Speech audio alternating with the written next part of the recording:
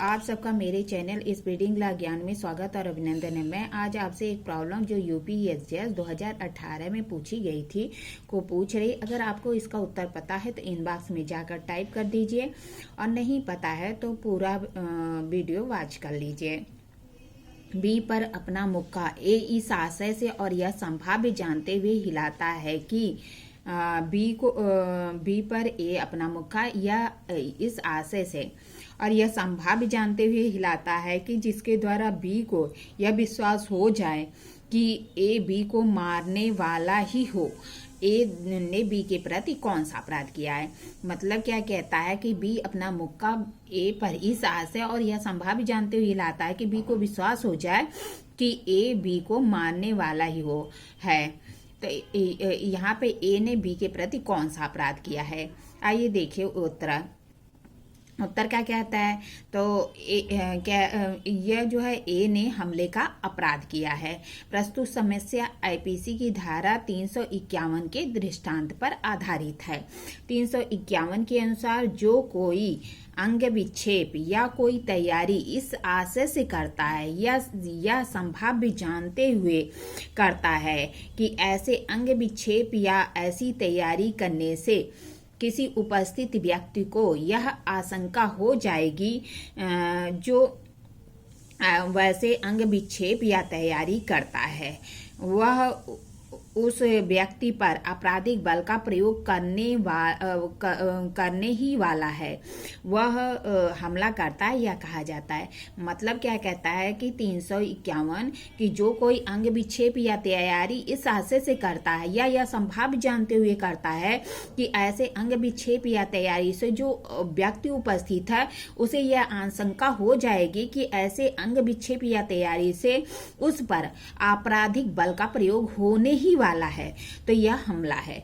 मतलब अगर कोई व्यक्ति है कोई अंग विक्षेप या तैयारी करता है जिससे कि सामने वाले व्यक्ति को यह आशंका हो जाएगी कि उसके ऊपर आपराधिक बल का प्रयोग होने वाला है, तो यह कार्य क्या होगा, हमले की कैटेगरी में आएगा।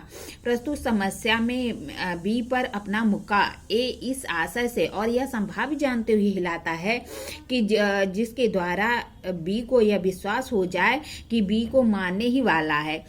अतः हमले के सभी आवश्यक तत्व पूरे होते हैं, अतः ए हमले के अपराध का दोषी होगा। स्टीफन बनाम मेयर्स के वाद में कहा गया कि यदि कोई व्यक्ति दूसरे व्यक्ति पर प्रहार करने के आशय को धमकी देते हुए और क्या कह रहा है कि प्रहार करने के आशय की धमकी देते हुए उसकी ओर बढ़ता है, जिसे यदि रोका न गया हो तो मुक्के का प्रहार दूसरे पर ही गिराएगा, तो वह हमला कारित करने के लिए दोषी होगा।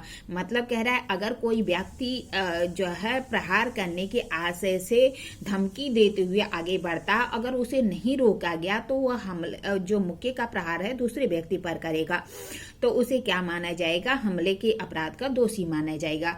भले ही जिस समय उसे रोका गया है वह उतने नजदीक नहीं था कि उसके द्वारा किया गया हमला प्रभावी होता है। कह रहा भले ही वह थोड़ी दूरी पे हो, इतना नजदीक नहीं हो कि हाँ जो है उसका उस पे प्रभावी हो, तो भी माना जाएगा कि मतलब कुछ दूरी पे है और तो भी मान लिया जाएगा कि वह जो है हमले के अपराध के लिए दोषी होगा। ठीक है। अतः इस प्रस्तुत समस्या में ए हमले के अपराध का दोषी है।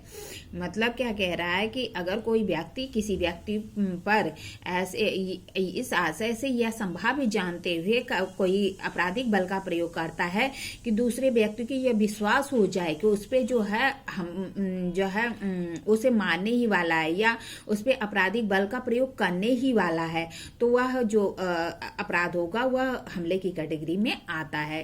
प्रस्तुत मैंने आपको जो समस्या पूछी गई वह बताया, उसका जो है सलूशन बताया। अगर आपको ऐसी ही अच्छी वीडियो देखनी हो प्रॉब्लम से संबंधित या फिर जुडिशरी के किसी भी एग्जाम से संबंधित, तो मेरा चैनल सब्सक्राइब करिए, लाइक और कमेंट करिए। ठीक है, धन्यवाद, थैंक यू।